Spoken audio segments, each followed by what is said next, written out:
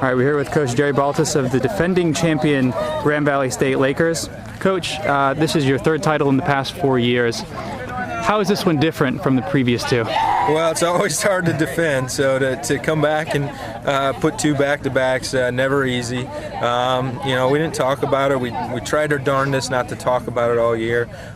We sort of said at the beginning of the year we were just going to stay focused on the day-to-day process of coming to practice and getting a little bit better each day, each step of the way, and I think our ladies did that. And Adams State ran a great race, and was up front early and made us run a great race. So we just got a great group of ladies. They're great runners, but they're better people. So they're a lot of fun to work with every day.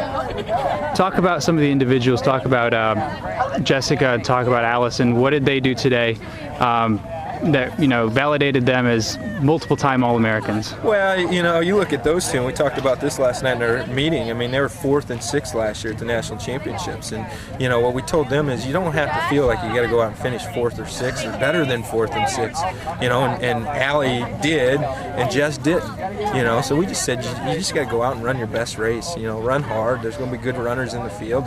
If you're in 15th place with the K to go, try to beat two people.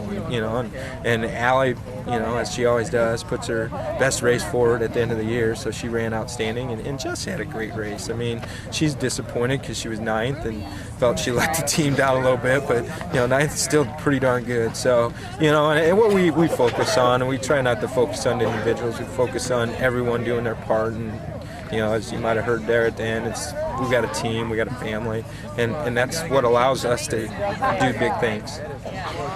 Now, you mentioned that Adams State was running out front pretty hard towards the beginning of the race. What does it say about your girls as a team that they were able to bounce back and come back and take the title from them? Well, our race plan was to get out up front with them, and we didn't do that very well. But we didn't panic. Our ladies just knew they had to move up steady. Our number one focus was really focusing from 3,500 meters to about 5,000 meters. So that 1,500 meters, we said for 5 minutes we've got to really dig deep. We've been sort of falling asleep in that part of the race this season, and then finishing strong.